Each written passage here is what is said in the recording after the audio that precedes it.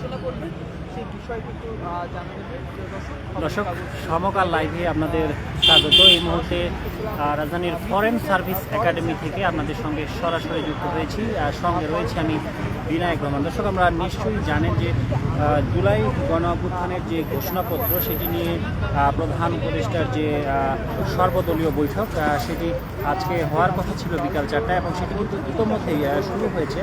প্রধান উপদেষ্টা ডক্টর মোহাম্মদ ইউনূসের সভাপতিত্বে সর্বদলীয় বৈঠকটি আজকে বিকাল 4:30টায় কিন্তু যে ফরেন সার্ভিস একাডেমি রয়েছে সেখানে কিন্তু শুরু হয়েছে, এবং বিকাল 4টার কিছু পরপর প্রধান উপদেষ্টা রাজধানীর বেইলি রোডে যে ফরেন সার্ভিস একাডেমি রয়েছেন সেটিতে প্রবেশ করেন। এর আগে বিভিন্ন রাজনৈতিক দলের প্রতিনিধিরা একে একে কিন্তু বৈঠকস্থলে প্রবেশ করেন, সেটি আসলে আমরা এর আগেও দেখিয়েছি। এবং এই মুহূর্তে যে সবশেষ পরিস্থিতি আসলে দেখানোর চেষ্টা করছি ফরেন সার্ভিস একাডেমি ঠিক সামনে যে মূল ফটক রয়েছে, মূল ফটকের সামনে থেকে এখানকার সবশেষ পরিস্থিতি দেখানোর চেষ্টা করছি। দেখছি যে কঠোর নিরাপত্তা ব্যবস্থা কিন্তু জোরদার করা হয়েছে। এই মুহূর্তে পুলিশের সদস্য রয়েছেন, সেনাবাহিনীর সদস্যরা রয়েছেন, এবং পুরো জায়গাটি জুড়ে কিন্তু কঠোর নিরাপত্তা জোরদার করা হয়েছে। এবং বৈঠক শুরু হওয়ার পরপরই কিন্তু আমরা যেমনটি জানি যে প্রধান উপদেষ্টা কিন্তু সবার উদ্দেশ্যে স্বাগত বক্তব্য দিয়েছেন, এবং এর পরপরই কিন্তু বৈঠকটি আসলে শুরু হয়েছে। দর্শক, একটু জানিয়ে রাখি বৈঠকে আসলে অংশ নিয়েছেন যারা যারা বৈঠকে অংশ নিয়েছেন। বিএনপির পক্ষ থেকে দলটির স্থায়ী কমিটির সদস্য সালাউদ্দিন আহমেদ, জামায়াতে ইসলামের সেক্রেটারি মিয়া গোলাম পরোয়ার, গণতন্ত্রের যে 3 সদস্যের যে মিয়া গোলাম পরোয়ারের নেতৃত্বে যে 3 সদস্যের যে প্রতিনিধি দল তারাও কিন্তু অংশ নিয়েছেন। এছাড়াও গণতন্ত্র মঞ্চের অন্যতম নেতা জুনায়েদ সাকি, রাষ্ট্র সংস্কার আন্দোলনের হাসনাত কায়ুম, গণ অধিকার পরিষদের সভাপতি নুরুল হক নূর, ইসলামী আন্দোলন বাংলাদেশের আমির মুফতি সৈয়দ মোহাম্মদ রেজাউল করিমের পক্ষ থেকে সিনিয়র যুগ্ম মহাসচিব মাওলানা গাজী আতাউর রহমান ও যুগ্ম মহাসচিব ইঞ্জিনিয়ার আশরাফুল আলম। দর্শক, যেমনটি শুনছিলেন আসলে বলছিলাম যে কারা কারা অংশগ্রহণ করেছে যে প্রধান উপদেষ্টার সঙ্গে যে সর্বদলীয় বৈঠক, অর্থাৎ জুলাই গণ অভ্যুত্থানের ঘোষণাপত্র যে চূড়ান্ত করতে যে প্রধান উপদেষ্টার সঙ্গে যে রাজনৈতিক সর্বদলীয় বৈঠক, এখানে রাজনৈতিক নেতাকর্মীরাও ছাড়াও নানা পেশাজীবীর মানুষরাও কিন্তু এসেছেন। এবং আমরা দেখেছি যে বেলা দুপুর 3টা থেকেই আমরা দেখেছি যে এখানে যে রাজনীতিবিদরা তাদের প্রতিনিধি দল সহ কিন্তু ফরেন সার্ভিস একাডেমিতে প্রবেশ করেন, এমনটাই কিন্তু আমরা আসলে এখানে দেখেছি। এবং এই মুহূর্তে কিন্তু বৈঠক চলছে, ফরেন সার্ভিস একাডেমির ভেতরে বৈঠক চলছে, এবং বাইরে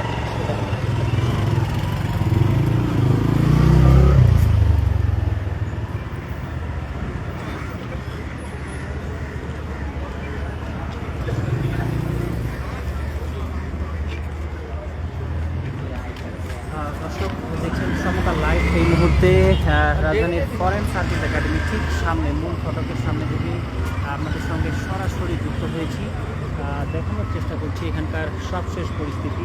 দর্শক, যেমনটা দেখছেন যে কঠোর নিরাপত্তা ব্যবস্থা কিন্তু জোরদার করা হয়েছে পুরো এলাকাটি জুড়ে, এবং গণমাধ্যম কর্মীদের বেশ ভিড় আমরা দুপুর থেকেই লক্ষ্য করেছি যে এখানে যে গণমাধ্যম কর্মীরা যারা রয়েছেন তারা কিন্তু আসতে শুরু করেছেন। এবং যেমনটি আমরা জানি যে সন্ধ্যা 7টা পর্যন্ত এই বৈঠকটি আসলে চলার কথা রয়েছে, এবং ইতিমধ্যেই বেলা যে বিকাল 4:30টায় কিন্তু আসলে বৈঠকটি শুরু হয়েছে। সকল যে রাজনৈতিক দলগুলোর অংশগ্রহণ, যেমনটি আমরা জানি যে প্রথমে কিন্তু বিএনপির পক্ষ থেকে অংশগ্রহণ করার কথা ছিল না, এবং সবশেষ আমরা যেমনটি জেনে যে বিএনপির স্থায়ী কমিটির সদস্য সালাউদ্দিন আহমেদের নেতৃত্বে বিএনপির প্রতিনিধি যে একাই তিনি এসেছেন, যে বিএনপির পক্ষ থেকে তিনি কিন্তু যে প্রধান উপদেষ্টার যে সর্বদলীয় বৈঠক সেটিতে অংশগ্রহণ করেছেন।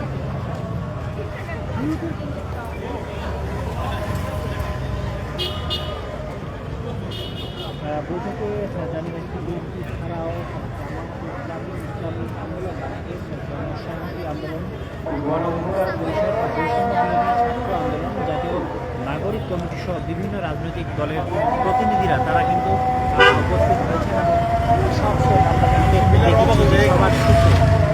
সবার শেষে কিন্তু প্রধান উপদেষ্টা এখানে প্রবেশ করেছেন ফরেন সার্ভিস একাডেমিতে বেলা বিকাল 4টার দিকে। 4টার একটু পরে কিন্তু প্রধান উপদেষ্টা ডক্টর মোহাম্মদ ইউনূস প্রবেশ করেন এবং 4:30 নাগাদ কিন্তু তাদের যে বৈঠকটি সেটি শুরু হয়েছে এবং বৈঠকে কিন্তু সবার প্রথমেই যে প্রধান উপদেষ্টা কিন্তু সব রাজনৈতিক দলগুলোর পক্ষে স্বাগত বক্তব্য রেখেছেন।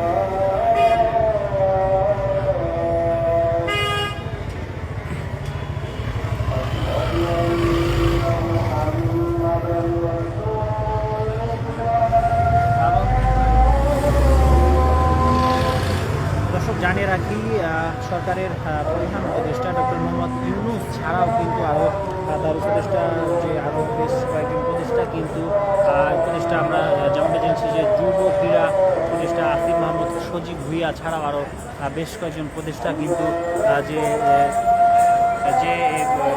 বৈঠকটি রয়েছে বৈঠকটিতে আসলে প্রধান উপদেষ্টার সঙ্গে যে সর্বদলীয় যে বৈঠক সেই বৈঠকে কিন্তু তারা উপস্থিত রয়েছে।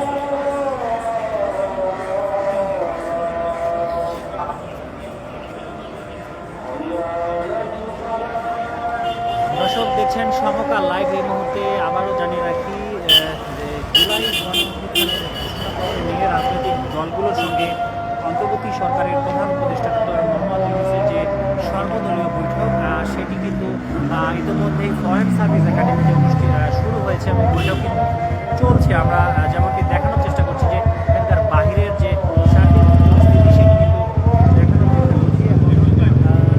জানিয়ে রাখি যে বিকাল 4:30টায় দিকে কিন্তু প্রধান উপদেষ্টা 4টার দিকে প্রধান উপদেষ্টা রাজধানীর বেইলি রোডের যে ফরেন সার্ভিস একাডেমি রয়েছে এখানে কিন্তু প্রবেশ করেন।